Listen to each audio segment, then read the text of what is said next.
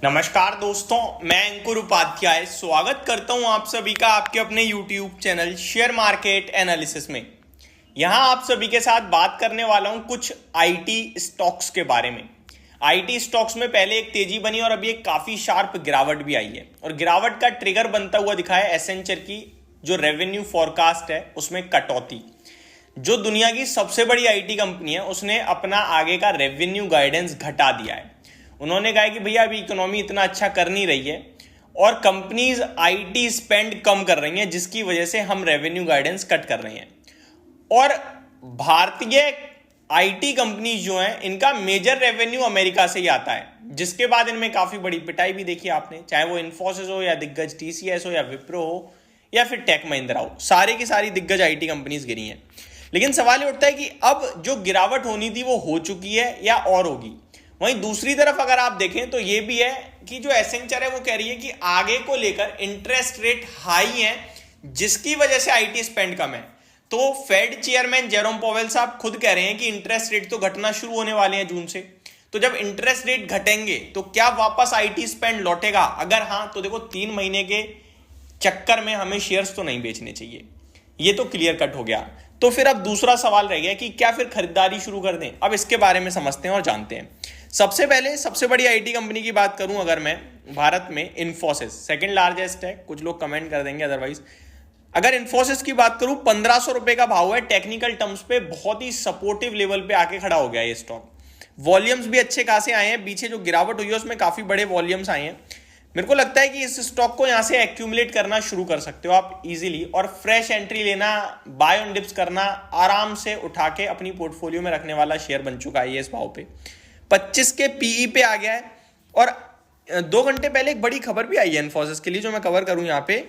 तो ये खबर आते हुए दिख रही है, Infosys to get a refund of ₹6,329 crore from income tax department. तो ये एक खबरों वाला स्टॉक हो गया है आपके लिए कल, तो तेजी बन सकती है इसमें 1-8% की इस खबर के चलते। कंपनी को 6,329 करोड़ का रिफंड मिलने वाला है, टैक्स रिफंड होगा आईटी डिपार्टमेंट से, इनकम टैक्स से। तो ये बड़ी खबर आती हुई दिख रही है इस स्टॉक के लिए।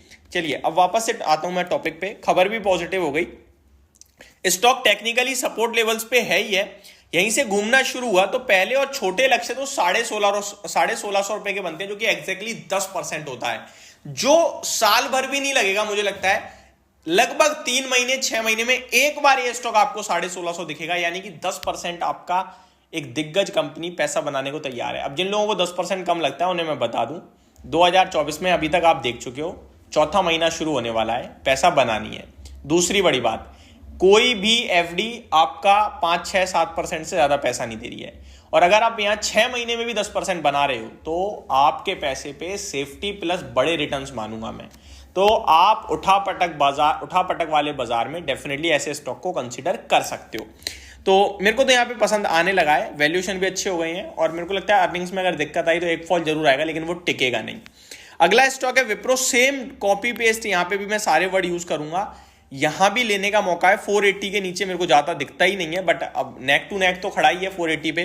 कोई डिप आएगी भी तो 440 मैक्सिमम ले लेते हैं। वही कहते हैं ना कि जैसे जैसे नीचे जाता है शेयर, नीचे के घर खुलते जाते हैं भाव। 440 आ जाएगा तो मैं नीचे कोई और सपोर्ट लेवल देखूंगा, लेकिन अभी मेरे को लगता है कि यही एक अच्छा भाव है जहां से हम निवेश कर सकते हैं। 22 के पीई पे मिल रही है, मेरे को नहीं लगता यहां से ज्यादा कुछ करेक्ट होना चाहिए स्टॉक। नेक्स्ट स्टॉक के बारे में बात करूं तो एक और स्टॉक है जो है बी सॉफ्ट। इसमें एक अच्छी खासी करेक्शन हुई और अभी क्या ये स्टॉक चलेगा ये देखने वाली बात है।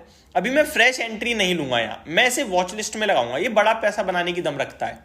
ये 717 रुपए का भी लो लगा के इसने 2 बार हायर हाई बनाया है, लोअर लो की फॉर्मेशन को ब्रेक करा है छोटे चार्ट पैटर्न पे।